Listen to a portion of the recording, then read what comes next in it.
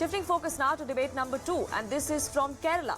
Days after the NCERT removed key chapters from syllabus of class 8th to 12th, now the Kerala State Board is mulling inclusion of those deleted chapters and portions of those chapters in the SCERT syllabus, which is the State Board curriculum. The NCERT recently, remember, had revised syllabus for class 10 and 12 that deleted chapters on Mughal history, on Gujarat riots and Darwin's theory of evolution. Certain references to Mahatma Gandhi's assassination and what he did after the independence of India were also removed from the political science textbook. Now, the NCERT claimed that these deletions were part of the centre's focus on syllabus rationalization. Earlier this week, Kerala's curriculum committee made a decision to include those deleted chapters in their syllabus. They said that we'll make supplementary textbooks as far as the state curriculum is concerned. Kerala Education Minister came on record to defend his department's move and slammed the BJP for what they claim is distortion of history. Now, this decision as far as Kerala State Board curriculum is concerned is still awaiting a final approval both from the Chief Minister and then a nod from the Cabinet. But it's all but done is what we're learning. So here is what has transpired so far. Let's take you through the sequence of events. Now, the NCERT decided to drop certain portions from these textbooks. These are textbooks that are used in CBSE, ICSE schools. Massive opposition in Kerala was seen after this decision. The Chief Minister of Kerala, Pinarayi Vijayan, criticized this move. He even wrote to the central government with his objections. He said this is nothing but saffronization of education and that must be opposed. Now, Kerala's Curriculum Steering Committee held a meeting to chart a way forward and what can be done. Post that, they decided that we can find a way to add supplementary textbooks in the state curriculum. Kerala Education Minister then said that the state can reprint these books, but that would perhaps lead to confusion or copyright issues if you reprint those same books, which is why we'll have supplementary textbooks is what they said. Then the Kerala Education Minister decided to include those deleted portions in different parts of the syllabus. These chapters deleted from the NCERT included Mughals, the Darwin's theory, like I said. All of that is going to be included in State Board textbooks now. The Education Department entrusts the Kerala Education Minister with the final decision. The Kerala Education Minister, meanwhile, putting the ball in the court of the Chief Minister. But that decision is all but done. It's not a simple case of changes to syllabus, though. There is much more to that. There is political firefighting that's also happening. Even though this decision has not been implemented so far, it has triggered a massive war of words between the ruling left in Kerala and the BJP. Here's what the BJP says. The BJP says that they should match the standard of the NCERT. Why make these changes in State Board? To which the CPIM says that this was a unanimous decision made by an expert panel by the steering committee, which is why these changes are proposed. The BJP then says that the LDF is indulging in vote bank politics, which is the only reason why they're making these changes. The ruling left then said that talking about Gandhi's assassination is not politics, it's facts, it's history, that is something that students should learn. The BJP then claimed that appeasement politics is not going to help the left in Kerala. To which the CPM responded that the BJP is only trying to distort our history and that too is not going to work. So it's like I said, it's not just a mere change in politics, it is a full-blown political war as far as syllabus and textbooks is concerned. Is this just politicking? That's our debate number 2.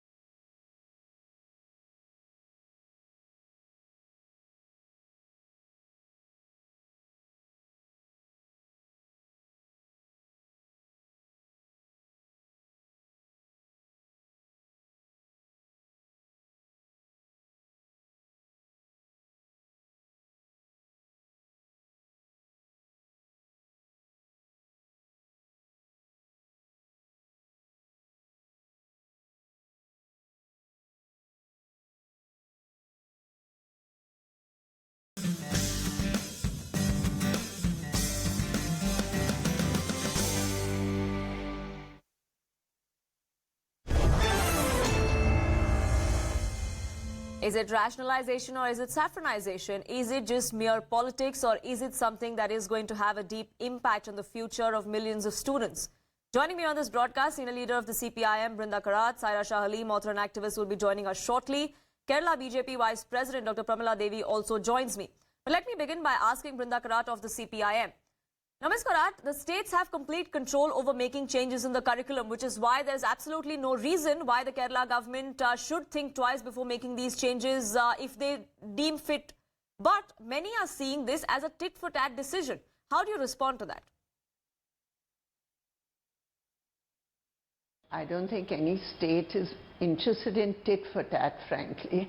The fact of the matter is the central government is riding roughshod on principles of federalism. Even those subjects which are brought on the concurrence list, the centre believes that it has full and absolute rights over it. Why didn't they consult the state governments before making all these sweeping changes in the name of rationalization? So certainly the states do have a right to scrutinize those textbooks, and where the state governments feel that this is not in the interest of education, it's not in the interest of children's education, certainly they have every right to intervene.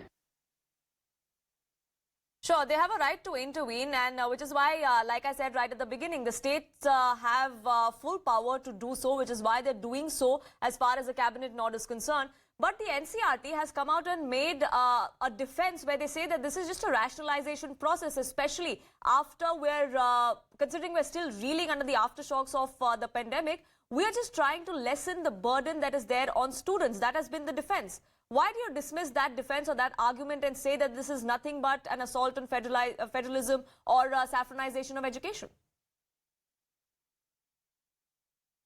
What I say is, if you want to rationalize textbooks, what is the method you are going to imply? Now, the kind of changes which are being made, the deletions which are being made, seem to be focused on a very specific aspect of our history. And to remove all those portions in the name of rationalization is actually totally irrational. Sure. For example, why should the theory of evolution and Darwin's role in the development of the theory of evolution, why should it be removed? It's a very, very important part of a child's education. Sure. Why should the history of our independence movement be tampered with? Why, for example, should the background of the killer of whom we consider Mahatma Gandhi, the father of the nation, be deleted? What is the rationality behind that? Sure. So it seems that an unscientific, predetermined agenda is being used as the marker to mess around with textbooks of children and the education of children. I think that is objectionable. I mean, the people who wrote the NCERT textbooks, they're not your enemies, are they? Did you ever consult them? Did you ever ask them that, look, we need to cut out quite a lot to make studies easier for the children, instead of just deleting what you want to because of your own agenda? Sure. So that is why we say it is objectionable. Sure, but Ms. Karat, I also want to ask you, here on CNN News 18, we had also spoken to the NCERT chief, and to us he said that the national education policy is going to come into effect. So this perhaps is just a matter of time. It's going to be perhaps 1 year, and then there are going to be more changes that come to the fore, and all of those are being made as far as recommendations of an expert panel is concerned. My biggest fear is that these guys don't know what they are doing. Isn't that highly irresponsible?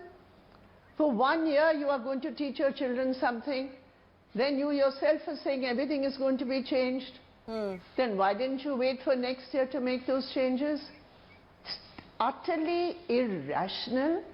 They are just working not for education, but for a predetermined education agenda. Agenda, which has nothing to do with education per se, but everything to do with educating the people of India for a sectarian agenda of those in power. Sure. And I want to get in the BJP in as well. Dr. Prabhala Devi, how do you look at this? This is nothing but saffronization. It's nothing but agenda. It's wasting time of our students and putting their future in jeopardy. That's the allegation. That's looking at things from a colored glass from one single angle. It's not like that.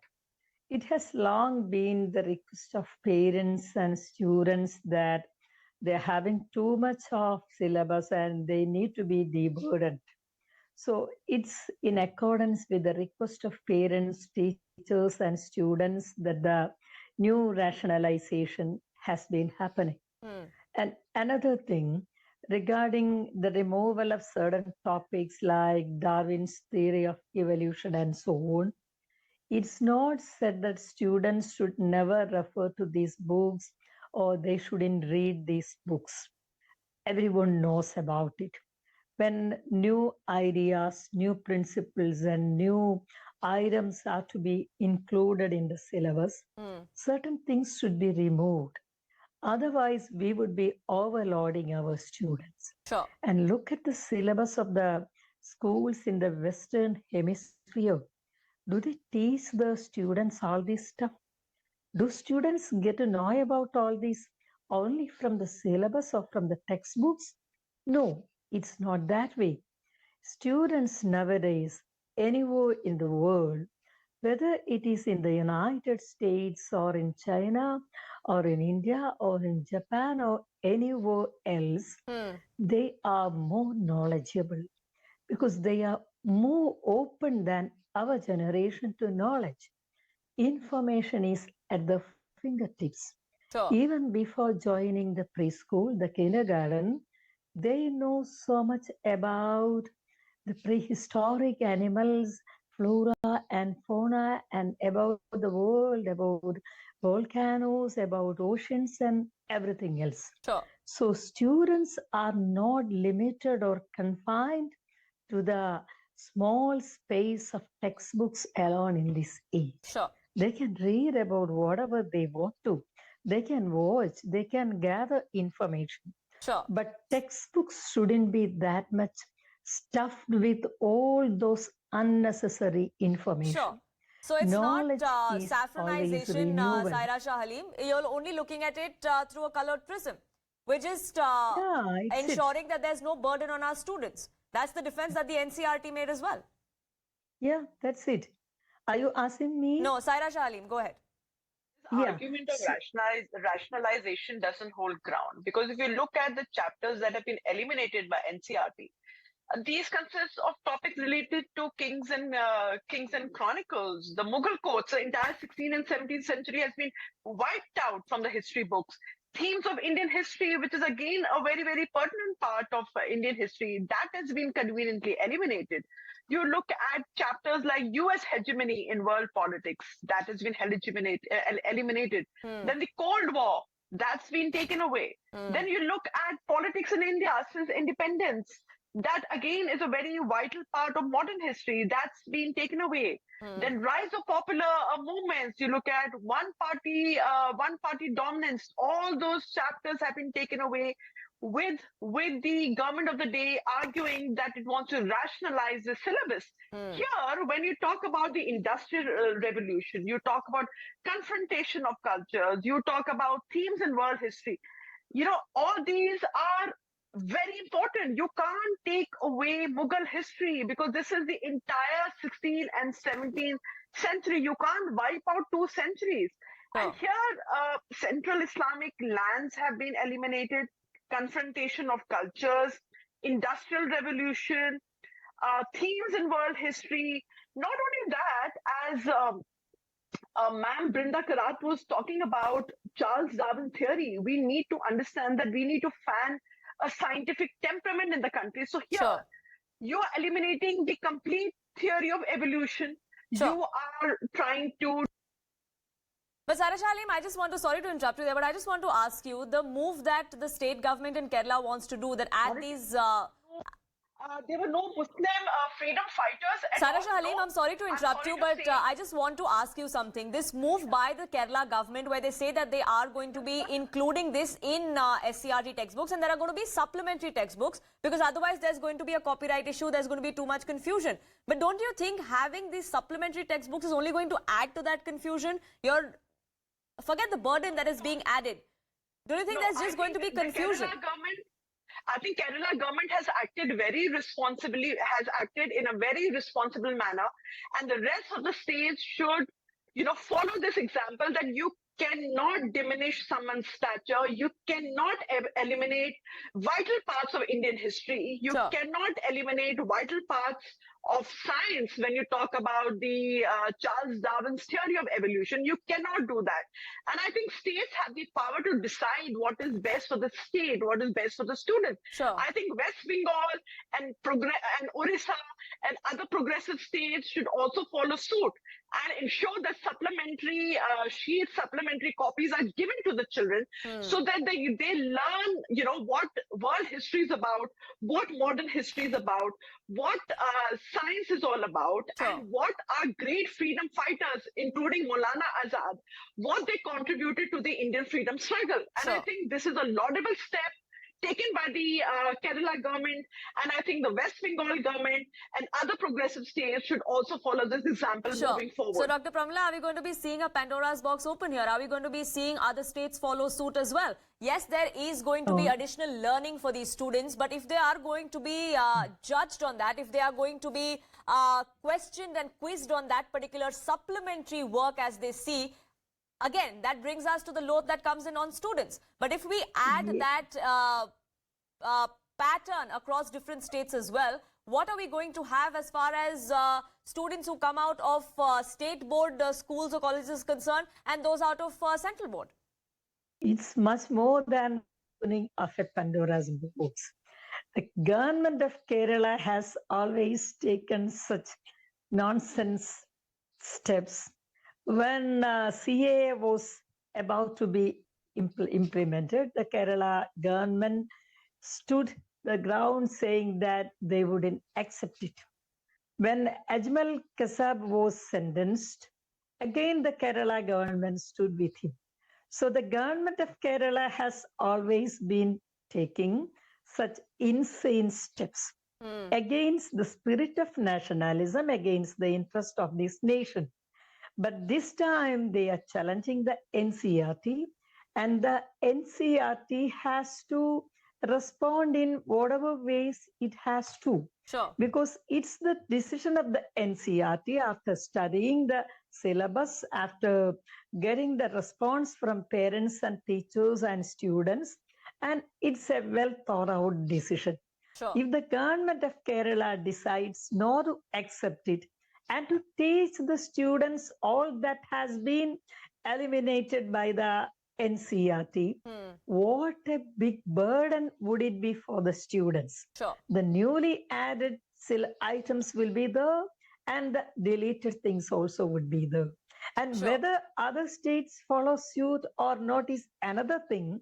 And the one that we are concerned is the way the government of Kerala, the state, is acting against everything that's in the interest of the nation. Sure. NCERT but the has question really never comes down to suggested who that. really is playing with the future of these children, because the allegations are flying thick and fast on both sides. The finger is being pointed to the other side on both those sides, which is why we're seeing the Kerala government actually take this decision. Unfortunately, I'm running short of time and I have to leave it at that, but I thank you both for joining us here on this broadcast with your perspective. Hopefully, there's no more politics on the future of our children in this country. A quick break here on this edition of Plain Speak, but on the other side, we're going to get you details of how Red Terror has struck again, this time in Dantewada in Chhattisgarh. Unfortunately, 10 of our Jawans losing their lives.